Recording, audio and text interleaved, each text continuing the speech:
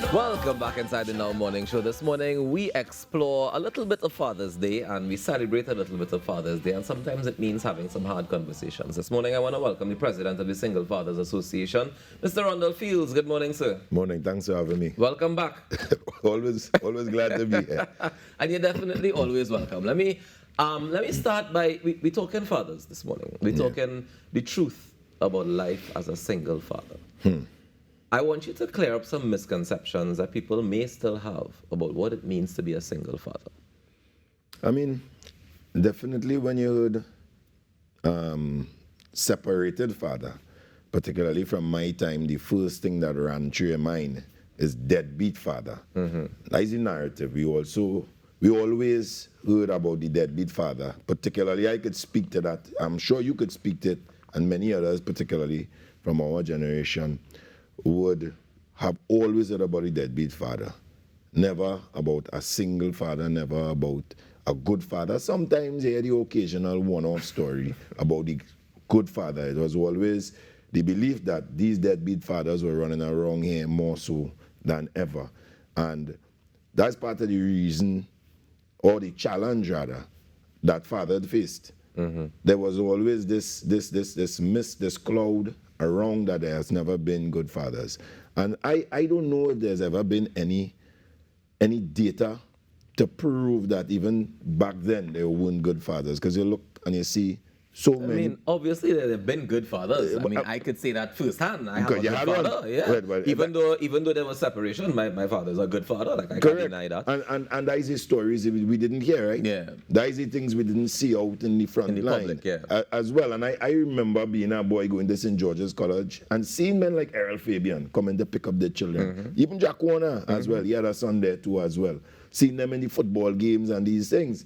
So I often have wondered why these weren't the stories that we were told. Yeah. You understand? So, I mean, that's one of the challenges for sure that fatherhood has faced over a period of time. And Basically bad PR. Correct. Yeah. Exactly. Bad narrative being spoken and a lot of it because people possibly went through some level of trauma as well, right? Hurt and pain. And you often say one or two bad apples spoil the whole bunch, these kind of things. And I think that was one of the most challenging things for us when we started to kind of clean up the narrative around fatherhood, to start speaking on the perspective that there were good fathers even in the past, and now so more young men that are desirous to be better because we didn't have fathers present, many of us. Many of us have the single mother-led story, and many of us understood the significance of having a male mentor in your home, to have somebody there to say, son, I love you, to have somebody there to say, son, I am proud of you, or daughter, because daughters need those affirmations also from their fathers. So, I mean, I think that was one of our greatest challenges, trying to change the narrative, the social perception of father. And I think we've done well, because now I think you hear a lot more often. Even though we might hear still the most beautiful things about fatherhood, you always hear them talk about single father. And we could start to live with that for now. Yeah. It at least It's a step up from deadbeat father. Exactly. Yeah. That at least shows that they're acknowledging there are a percentage of fathers that want to be involved. Right. And this for me is a fundamental difference, right? Because I think that there still are deadbeat fathers. There's still men who not doing what they need to do and taking up their duty and their responsibility. Correct. However, there are men who are also doing that. There are men who now can win custody. Right. There are men who have won custody of their children in separated cases, in divorce cases.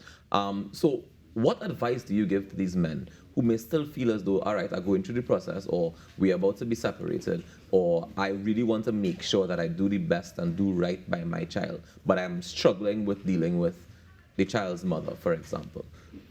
You see, I wouldn't only speak to men on that, I would speak to both parents. You see, we need to understand the value of being able to co-parent.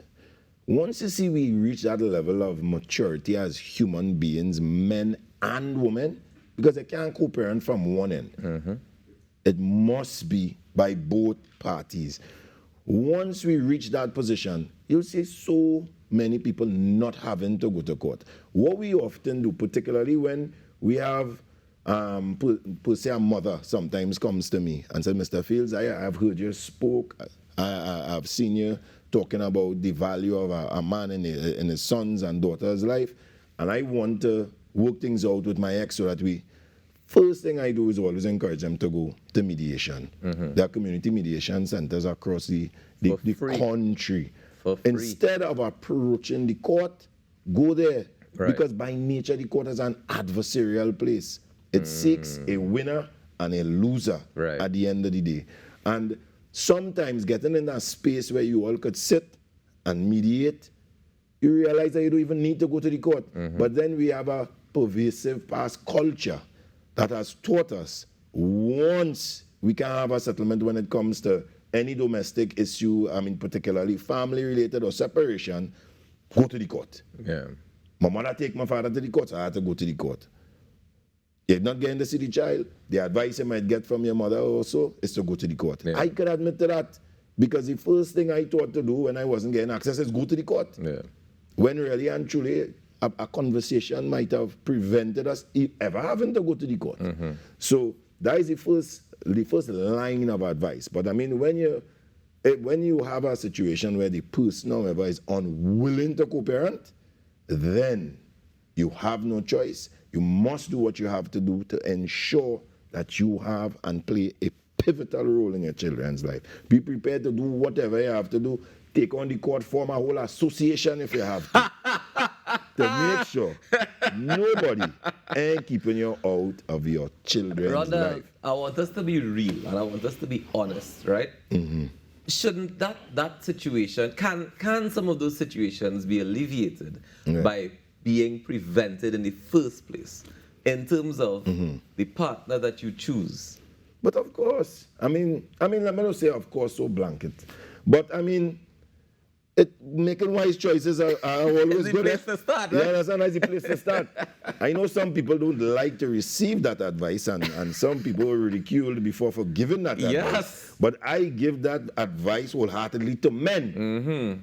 Make wise choices. It's what our parents taught us to do, even with friendship, even when you're talking about business relations. The people around you will impact your life. The people that you want to make sure you invest in the choices that you make, because at the end of the day, if you planning to make a choice for a lifetime partner to get up next to, fall asleep next to every day of your life, that's one of the things you want to put the most thought into. That's what I would think. Of course. So of course make wise choices. And I mean, you choosing somebody that's not fitted for you may not mean the person is a bad person. Yeah. It just was a bad choice for you. And that's why the relationship didn't work. Right? And that's why sometimes it's good to have certain aspirations. And that's why I encourage men also. If you aspire to things, you make better choices because you give it a little thought. Yeah. So if as a young man you say, I want to aspire to be a good father, I want to aspire to be a good husband, you stop and you think about, how do I hit this goal? Because now it's an aspiration. You just didn't end up, you just didn't walk down the road, see a young girl like an impregnator, and now you're a father, right? Yeah. You aspired. When you were a boy, you thought about fatherhood.